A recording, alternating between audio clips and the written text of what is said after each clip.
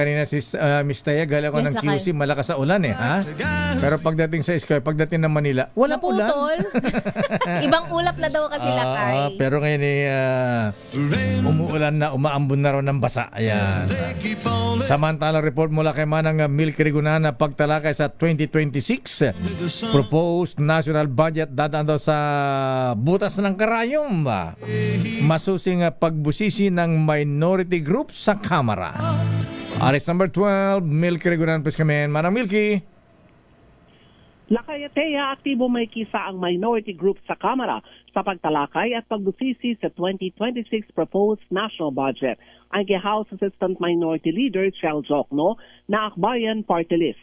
Ngayon pa lamang binubuo na nila ang mga tanong sa sandaling sumalang ang iba't ibang government agencies para ipaliwanag kung paano ang gagawing paggastos sa kanilang budget para sa susunod na taon. Sabi ni Jokno, magiging masusi ang kanilang pagbusisi sa 2026 proposed national budget na nakakalaga ng 6.793 trillion pesos para sa susunod na taon dahil sa mahalagang malaman kung saan napupunta ang buwis na ibinabayad ng mamamayan. Anya nakahanda na ang kanilang mga tanong para sa iba't ibang ahensya ng gobyerno para masigurong tama at wasto ang paggugol ng pondo. Narito si Akbayan Party List Representative Chel Jokno. Siyempre po, magiging fiscalizer ang akbayan.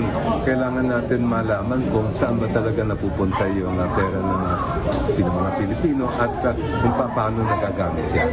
Marami kaming mga naka-ready na ng mga tanong sa iba't ibang mga departamento at pati sa buong proseso dahil ang paniwala namin tulad ng na-file na namin na joint resolution ay dapat open at transparent ang buong budget process hanggang sa BICAM.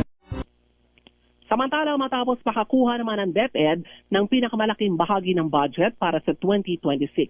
Muling nananawagan si Jokno sa kanyang mga kapwa mambabatas na suportahan ang panukalang gawing mandatory ang pagtuturo ng West Philippine Sea sa primary education. Layon nitong paataasin ang kamalayan ng kabataan higil sa soberenya at karapatan ng Pilipinas sa West Philippine Sea. Ako si Milky Rigunan, nagulat para sa DCRH, una sa Pilipinas, una sa Pilipino.